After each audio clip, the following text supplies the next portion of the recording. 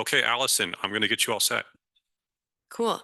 While he's doing that, I welcome you to stand up and maybe wiggle around. Maybe you have the wiggles. We're almost done. I'm carrying you through. And we've heard so many awesome ideas today. So yeah, get up, wave your arms in the air, twist around, bend over in half. We've heard so many awesome ideas today, and maybe you're sitting here and you're inspired, you're thinking about something. So I think Chris very strategically put me right at the end to talk to you about grant funding. So we'll get into that a little bit, and I won't take very long, especially because our fearless leader, Lorianne, already went over our agency's mission. So pop quiz, what's our agency's mission? Yeah, so I'm Allison. I am an urban forestry specialist for the Department of Forestry and Fire Management for the state of Arizona.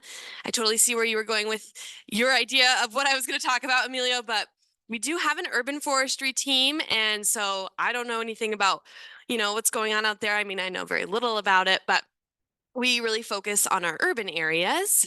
So our UCF program, we work directly with partners throughout Arizona to build our healthy and sustainable communities by promoting urban forestry awareness and fostering local action. We do this through technical assistance so we can answer questions from the community across the state. We administer grant opportunities, so we have a couple different pots of funding that we traditionally have available year over year. And then we also do education. So I'm going to get right into it. The first one we have, I'll let you kind of take a look at the screen here. The first one we have is Tree City grants. We have a bunch of Tree Cities, I think, 30 Tree Cities throughout the state, and they're active. And so we have little grants that we have that are eligible projects for those specific Tree Cities. You never know, you might be located in a Tree City. And then we have our community challenge grants. These are offered every single year. For the past 10 years, we've had funding every year to have these community challenge grants. And these encourage and promote local citizen involvement. They're great for agroforestry type projects. They're local and sustainable urban and community forestry programs. And there's all kinds of work that can fall under that umbrella. We have all of these qualifying groups, and they're essentially cost share. So they're essentially a seed grant. So they are cost share. And I'm just going to go through a couple of the past projects that we've funded. A lot of them, I think actually all of them that I have in this presentation today are in Tucson, so you might know about them. But the Sombra project, this was the establishment of 6 shaded structures for growing mesquite seedlings, including 2 on the Tohono O'odham Reservation, and they were training high school students on the care and maintenance of mesquite. This is not our project, but we did help fund it. So just showing you some photos here. Oh, those got really blurry. But anyway, you can see that they have some mesquite seedlings and some high school students that were engaged in that work. Another one with Borderlands Restoration. I'm sure that's a very common name to you all. They had a rainwater harvesting technology project with some youth interns, and they were installing rainwater harvesting in Patagonia for some existing sycamore trees that were suffering from lack of water. And they also planted new native plants, and they did some erosion control with all kinds of different rainwater harvesting technologies, and they got some interpretive signage in there.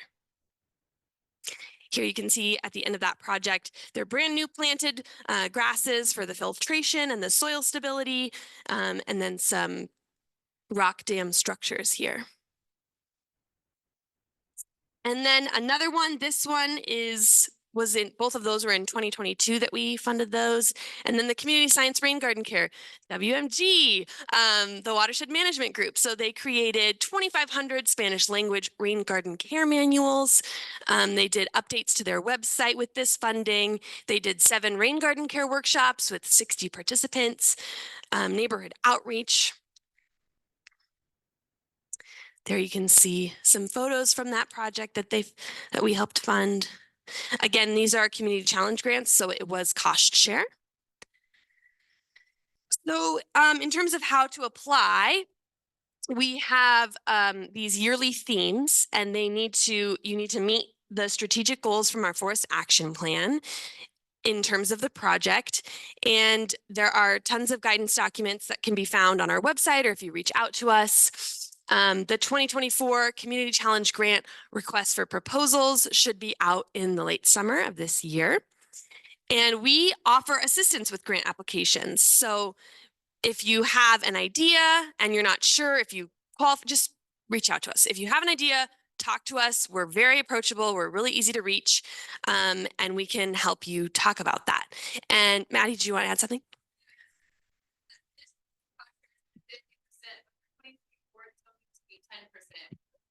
So to repeat for the online listeners, traditionally, the community challenge grants are 50-50 cost share. This coming year, because of the funding that we have, it will just be a 10% match that's needed. So get your gears going in your mind. Let me make sure I'm not, the most important thing. You're like, wait, okay, that's great. How do I learn more? You need to make sure that you are on our email list for our grant opportunities so that you get alerted. And I think I put that.